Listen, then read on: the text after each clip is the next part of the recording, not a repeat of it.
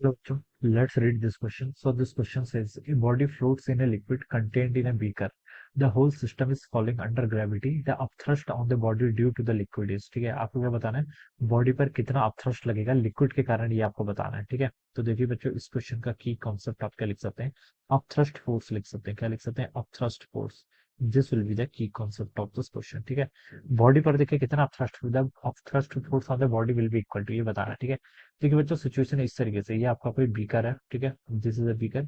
Beaker में आपकी क्या है, कोई बॉडी है। ठीक है, बीकर में आपकी, ये आपका लिक्विड है इसमें। ठीक है, दिस इज अ लिक्विड। और यहाँ पर आपकी कोई बॉडी है, this is a body. Body is like this. Alright, बोला क्या गया है, body float in the liquid contained in beaker, floating कर रही है। The whole system is falling under gravity. Okay, पूरा सिस्टम देखिए आपका ग्रेविटी में क्या कर रहा है, फॉल कर रहा है। देखिए बच्चों, इस बॉडी पर जो आपका नेट एक्सेलरेशन होगा, इसको मैं क्या लिख सकता हूँ, ए नेट लिख लेता हूँ। ठीक है, ए नेट लिख लेता हूँ। अगर ये देखिए बीकर आपका स्टेशनरी होता तो आपने बता सकता था, इस पर जो फोर्स लगता है डाउनवर्ड डायरेक्शन में, वो mg के इक्वल लगता है। कितना लगता है, इस बॉडी का वेट लगता है। ठीक है, और ऊपर को जो फोर्स लगेगा वो क्या लगेगा इस पर आपका, that is called upthrust force. ठीक है, जिसको हम रो जी भी लिख लेते हैं। अपथ्रस्ट फोर्स होगा एफ जी।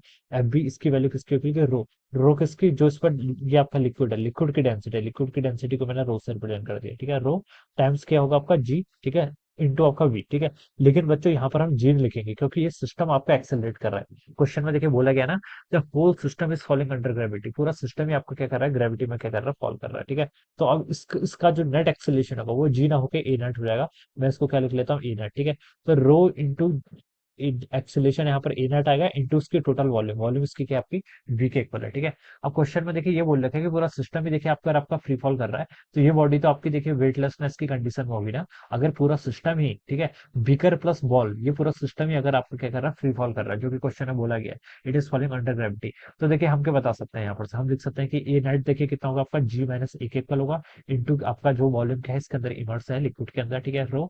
और देखिए फ्री फॉल कर रहा है, तो यहाँ पर ए की वैल्यू भी कितनी होगी, जी के इक्वल होगी, डाउनवर्ड डायरेक्शन में। तो जी माइनस जी कितना हो जाएगा, जीरो के इक्वल हो जाएगा, इंटू उसकी वॉल्यूम।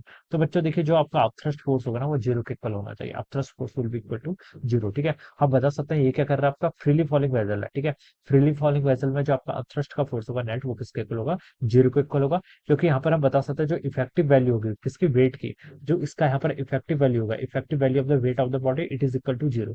ये किसके इक्वल होगा, जीरो के। क्योंकि आपका बॉडी, ये जो आपकी बॉडी है प्लस कंटेनर, बोथ क्या कर रहे हैं आपके, both will have the same acceleration. दोनों का एक्सेलरेशन क्या होगा, सेम होगा, क्योंकि दोनों ही क्या कर रहे हैं यहाँ पर आपका फ्री फॉल कर रहे हैं। और इसके कारण मैं बता सकता हूँ कि यहाँ पर जो आपका ए नेट आएगा वो जीरो के इक्वल आएगा, और जो आपका अपथ्रस्ट फोर्स होगा वो भी किसके इक्वल होगा, जीरो के इक्वल होगा। ठीक है, तो फर्स्ट ऑप्शन बच्चे यहाँ पर से क्या होना चाहिए, इसका राइट आंसर होना चाहिए।